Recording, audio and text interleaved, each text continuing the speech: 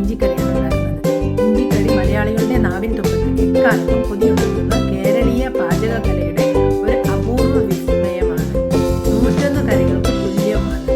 ഒരേ സമയത്ത് നാവിൽ എരിവും പുളിയും മധുരവും കയ്പും സമ്മാനിക്കുന്ന ഒരു കറിയാണ്. അതിനായി നമുക്ക് ആദ്യം കുറച്ച് ഇഞ്ചി എടുത്ത് അത് തൊലിയൊക്കെ കളഞ്ഞ് നല്ലതുപോലെ കഴുകിയെടുക്കാം. അടുത്തതായി ഇഞ്ചിക്കറിക്ക് കുറച്ച് പച്ചമുളക്, ഒരു 5-6 പച്ചമുളക്, കുറച്ച് കറിവേപ്പില, നല്ല ഫ്രഷായ കറിവേപ്പില എടുക്കുന്നതാണ് നല്ലത്. ഇനി ഇതിൻ്റെ മെയിൻ ഇൻഗ്രീഡിയൻ്റ് ആയ പുളി, വാളൻ പുളിയാണ് ആവശ്യം. അതൊരു വലിയ ഉരുളയായി എടുത്തിട്ടുണ്ട്. ഇത്രയാണ് നമ്മൾ ഇതിന് ആവശ്യമുള്ളത്. അതിനുശേഷം ഒരു അച്ച് ശർക്കര, കുറച്ച് ഉപ്പ്.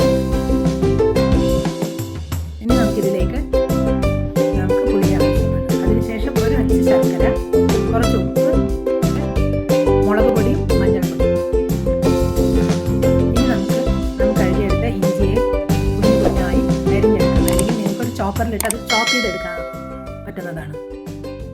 എനിക്കെപ്പോഴും ഇത് ചെറുതായി കൊത്തി അരിയുന്നതാണ് ഇഷ്ടം. അതുകൊണ്ട് ഞാൻ കൈവച്ച് തന്നെയാണ് കൊത്തി അരിഞ്ഞെടുക്കുന്നത്.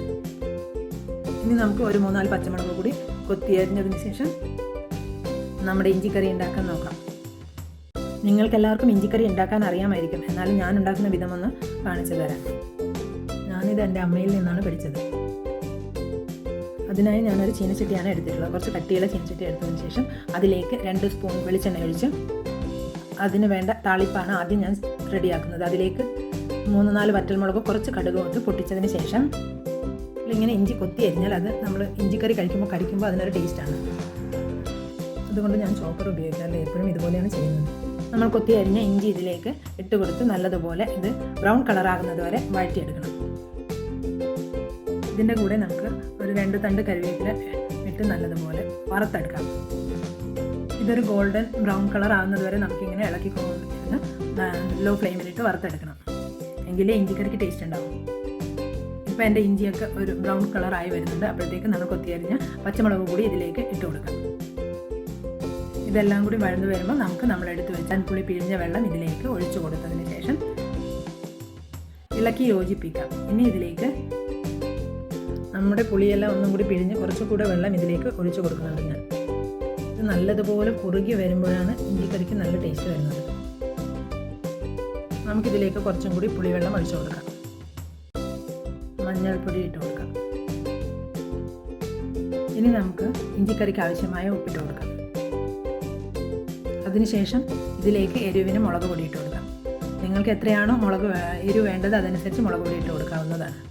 ഇതെല്ലാം കൂടി നല്ലതുപോലെ തിളച്ച് കുറുകി വരുന്ന സമയമാകുമ്പോഴത്തേക്ക് നമുക്ക് അടുത്ത സ്റ്റൗവിലേക്ക് ഒരു പാൻ വെച്ച് 1 സ്പൂൺ ഉലുവയിട്ട് അതൊന്ന് പൊട്ടുന്നത് വരെ വറുക്കാം. ഉലുവയൊന്ന് ചൂടായി പൊട്ടിയതിന് ശേഷം നമുക്ക് വാങ്ങി തണുക്കാൻ വെക്കാം. നമുക്കിത് പൊടിച്ചിട്ട് ഈ ഇഞ്ചിക്കറിയിൽ ഇട്ട് കൊടുക്കേണ്ടതാണ്.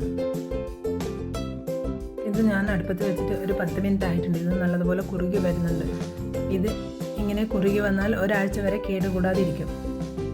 നമുക്കിനി ഇതിലേക്ക് ഒരു വെല്ലത്തിൻ്റെ കഷ്ണം ഇട്ട് കൊടുക്കാം, അല്ലെങ്കിൽ ശർക്കര. ഇനി വെല്ലം ഒന്ന് ഉരുക്കി ഇതിലേക്ക് പിടിക്കുന്നത് വരെ നമുക്ക് ഇതൊന്ന് തിളപ്പിച്ച് കുറുക്കിയെടുക്കാം. എൻ്റെ ഇഞ്ചിക്കറി ഏകദേശം കുറുകി വരുന്നുണ്ട്. നിങ്ങളിങ്ങനെയാണോ ഇഞ്ചിക്കറി ഉണ്ടാക്കുന്നത്? ഞാൻ ഉണ്ടാക്കുന്നത് ഇങ്ങനെയാണ്. നമ്മൾ മലയാളികൾക്ക് ഒഴിച്ചുകൂടാൻ പറ്റാത്ത ഒരു കറിയാണിത്. ഓണത്തിനും വിഷുവിനും പിന്നെ കല്യാണ സദ്യയിലും ഇത് ഇലയുടെ ഒരു അറ്റത്ത് എപ്പോഴും ഉണ്ടാവും.